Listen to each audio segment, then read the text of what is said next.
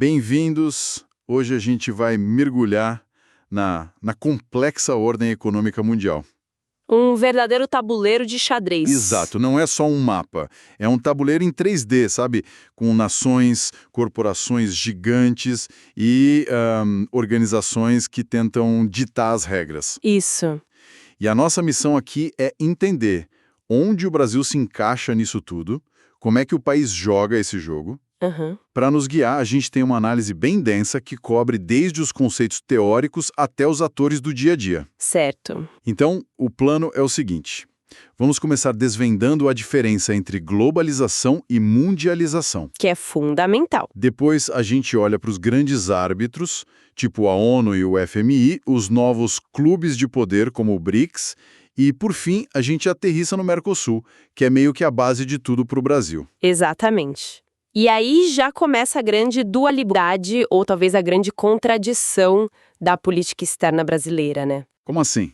O país precisa do Mercosul como um trampolim para o mundo, mas, como a análise mostra, muitas vezes sente que esse mesmo trampolim amarra seus pés. É um quebra-cabeça danado. Boa! Já começamos com a atenção certa. Então vamos lá, desempacotando a primeira peça. Vamos. O material faz uma distinção muito clara entre globalização e mundialização. À primeira vista parecem a mesma coisa. Pois é, mas não são. Então quer dizer que a globalização é o dinheiro correndo solto e a mundialização é a gente se sentindo parte do mesmo barco, seja por uma música que viraliza ou uma crise climática. É uma ótima forma de resumir. A globalização é, digamos, o hardware do sistema. O hardware, gostei. É o processo econômico movido de cima para baixo pelos grandes corporações, pelo sistema financeiro, buscando eficiência, mercados, lucro. É o fluxo de containers, de capitais, de dados. Entendi. Já a mundialização é o software, a consciência que roda nesse sistema. É um movimento mais cultural, social, de baixo para cima. Ah, interessante. Pense nas ONGs ambientais, nos movimentos por direitos humanos, na cultura pop que atravessa fronteiras pela internet, né? A mundialização, no fundo, questiona a globalização. Ela pergunta. Ela pergunta: ok, estamos todos conectados, mas para quê? A que custo? Faz todo sentido. Então, de um lado, o motor econômico, do outro, a consciência crítica. Certo. Isso define o campo. Mas quem são os jogadores que estão movendo as peças nesse tabuleiro? O material começa pelos mais óbvios, os árbitros do sistema, criados ali depois da Segunda Guerra. A ONU, claro, é a primeira da lista. Sim, a ONU é a grande praça pública global. Foi criada em 1945 para evitar que o mundo se destruísse de novo. Ela cuida de tudo: paz e segurança, com o Conselho de Segurança, saúde, com a ONU, cultura, com a Unesco. E o Brasil tem uma relação antiga com ela, é membro fundador. E tem aquela ambição histórica que sempre volta à tona de conseguir um assento permanente no Conselho de Segurança, que é o órgão que realmente toma as decisões de guerra e paz. Exato. Mas no campo puramente econômico, as grandes ferramentas de poder são outras, certo? As chamadas instituições de Bretton Woods. Exato. O FMI e o Banco Mundial. Eles nasceram juntos com a ONU e, assim, moldaram a economia global por mais de 70 anos. Qual a diferença básica entre eles? O Banco Mundial financia projetos de longo prazo, tipo hidrelétricas, estradas. Já o FMI é o bombeiro das crises financeiras. Quando um país quebra, ele aparece com um empréstimo de emergência. E aqui tem um ponto que me chamou muito a atenção. A imagem que a gente tem, pelo menos a minha geração, é a do Brasil sempre devendo para o FMI, sempre precisando seguir as cartilhas de austeridade deles. Sim, essa era a imagem clássica. Mas a análise aponta para uma virada radical nesse jogo, o que aconteceu ali nos anos 2000. Aconteceu algo simbólico e economicamente poderoso. Em 2008, no auge do ciclo de alta das commodities, o Brasil não só quitou todas as suas dívidas com o FMI, O que já foi um marco. como, pela primeira vez na história, emprestou dinheiro ao fundo. Deixou de ser um tomador de regras para se sentar à mesa como um credor. Nossa. Isso muda completamente a dinâmica do poder e a autoconfiança de um país no cenário internacional. Foi um recado claro de que o jogo estava mudando. Uau. De devedor a credor do FMI. Isso é uma virada e tanto. E falando em regras e disputas, tem a terceira gigante, a OMC, a Organização Mundial do Comércio. Como o Brasil, uma economia emergente, se sai nessa arena cheia de tubarões como o EU e a União Europeia? Olha, se tem um lugar onde o Brasil aprendeu a jogar o jogo dos grandes, foi na OMC. É mesmo? O país se tornou um especialista em usar as regras do sistema a seu favor. Basta lembrar da famosa Guerra do Algodão, que durou quase uma década. Eu lembro vagamente disso. O Brasil processou os Estados Unidos na OMC, provou que os subsídios bilionários que eles davam aos seus produtores eram ilegais, distorciam o mercado e ganhou. Ganhou. Contra os EUA? Ganhou. E não foi uma vitória pequena. Foi um recado para o mundo de que o Brasil não só exporta soja e carne, mas também competência jurídica e diplomática. Isso é fascinante. Mas bom, o mundo não é mais o mesmo de 1945. Além dessas instituições tradicionais, surgiram outros fóruns, os clubes de poder. O G20 é um deles, né?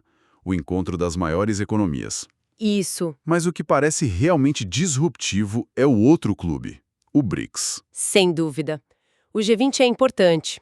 É a mesa onde os grandes se sentam para gerenciar crises. Mas o BRICS, Brasil, Rússia, Índia, China e África do Sul, é um projeto de poder alternativo. Alternativo como? Eles não estão só pedindo mais espaço no sistema existente. Eles estão, na prática, construindo um sistema paralelo. Espere um pouco, eu li certo aqui nas anotações? O Fundo de Emergência do BRICS, o tal do CRA, tem 100 bilhões de dólares em reservas. 100 bilhões? Isso é um valor comparável ao que o FMI mobiliza em grandes crises. Estamos falando de uma estrutura de poder financeiro real, então. Exatamente. E esse é o ponto-chave. Eles também criaram o novo Banco de Desenvolvimento, o NDB, como alternativa ao Banco Mundial. Certa. A questão aqui não é só criar instituições espelhadas, é criar um ecossistema financeiro paralelo. Se um país do bloco ou um parceiro precisa de um empréstimo para infraestrutura, agora ele tem uma escolha. E ter uma escolha muda tudo. Muda tudo. Ter uma escolha é o primeiro passo para mudar quem dita as regras do jogo. A verdadeira disrupção não é só o dinheiro, é a quebra do monopólio de influência que Bretton Woods teve por mais de 70 anos. Ok, isso muda a perspectiva. Falamos muito sobre essas instituições criadas por países, mas a análise levanta um ponto provocador. Será que o poder real ainda está com eles? Ou será que ele já migrou para as diretorias de empresas cujo faturamento anual é maior que o PIB de Portugal ou da Finlândia? Essa é a pergunta de $1 trilhão, literalmente. O poder das corporações transnacionais é imenso.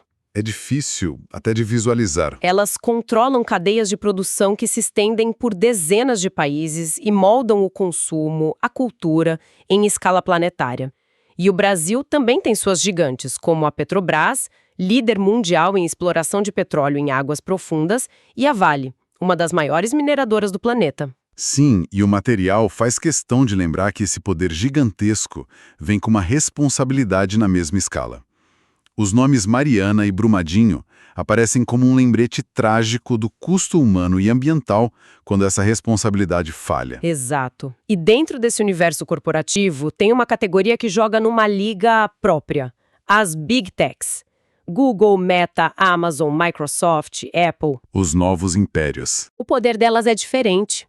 Antigamente, o poder era ter exércitos ou petróleo. Hoje é ser dono da rua digital por onde tudo passa. Gostei da analogia. Como assim, dono da rua? Pensa comigo. O Google é dono do mapa e da biblioteca. A Meta é a praça pública. A Amazon é o shopping center global. E a Microsoft e a Apple são donas dos sistemas que rodam tudo isso. Perfeito. Elas não vendem apenas produtos. Elas controlam a infraestrutura da nossa vida digital. Isso cria um desafio inédito para os países. Como se regula o dono da rua? Como se garante a privacidade dos dados? Pois é. Como se lida com um poder que não tem fronteiras e muitas vezes responde a lógicas que não são as da soberania nacional? É o grande dilema do século XXI. Certo? Saímos do global, passamos pelo corporativo e agora a análise nos leva para o ponto de partida da política externa brasileira. O nosso quintal, o Mercosul, criado lá em 1991 com Argentina, Paraguai e Uruguai. Por que ele é tão fundamental? Porque nenhuma potência se projeta globalmente sem antes consolidar sua liderança regional. O Mercosul é a base para o Brasil. A base em que sentido? Primeiro, ele promove uma integração que, bem ou mal, gera estabilidade e cooperação na América do Sul. Segundo, é um mercado vital, especialmente para a nossa indústria. A Argentina, por exemplo, historicamente compra carros, máquinas, produtos manufaturados brasileiros que teriam dificuldade de competir na Ásia ou na Europa. Ah, claro. E imagino que negociar em bloco dê mais força, não? Exatamente, é o terceiro ponto. É muito mais vantajoso para o Brasil negociar um acordo comercial com a União Europeia, por exemplo, como líder de um bloco de mais de 250 milhões de pessoas do que sozinho. Faz sentido. E, por fim, ele serve como essa plataforma de liderança diplomática. É no Mercosul que o Brasil testa e exerce sua influência mais direta. Mas nem tudo são flores, né? A gente sempre ouve falar de crises, de protecionismo da Argentina, de brigas. Parece que o bloco às vezes mais amarra do que ajuda. E essa é a tensão permanente. Existe uma assimetria econômica brutal entre o Brasil e os outros membros, o que gera desconfiança. Há conflitos comerciais constantes, e a verdade é que o sonho de um mercado comum, com moeda única e livre circulação total, como na Europa, ainda está muito, muito distante. Entendi. Setores no Brasil que veem o Mercosul como uma âncora que impede o país de fechar acordos bilaterais mais rápidos e talvez mais vantajosos. Ok, juntando todas as peças agora. Instituições globais, BRICS, corporações, Mercosul. Qual é o retrato final do Brasil nesse tabuleiro? Como o país equilibra tudo isso? O retrato é o de um jogador que precisa atuar em múltiplos tabuleiros ao mesmo tempo. A síntese da análise é que o Brasil pratica um jogo duplo. Isso não é uma crítica, é a descrição da sua estratégia de sobrevivência e projeção. Um jogo duplo? Explica melhor. O Mercosul é o seu porto seguro, a sua base regional. É dali que ele parte. Já os outros fóruns, BRICS, G20 e OMC, são os instrumentos para se projetar globalmente, para tentar influenciar as regras do jogo. Certo. É um país de múltiplas identidades, é uma potência do agronegócio, um líder do sul global, um país que tenta equilibrar as demandas do mercado global com seus imensos desafios sociais e ambientais internos. E para o futuro, quais são os grandes desafios que essa análise aponta? São 3 e são bem diretos. O primeiro, superar a dependência das commodities. É preciso diversificar a economia para não ficar refém dos altos e baixos dos preços do minério de ferro e da soja. O de sempre, né? O de sempre. O segundo, inovar tecnologicamente. O objetivo é deixar de ser apenas um fornecedor de matéria-prima para o mundo e passar a ser um criador de produtos, de soluções de alto valor. E o terceiro desafio é o mais complexo. Praticar uma diplomacia inteligente e sustentável, que consiga defender os interesses nacionais sem abrir mão da cooperação global em temas críticos, como o clima. Ufa, foi uma viagem em tanto.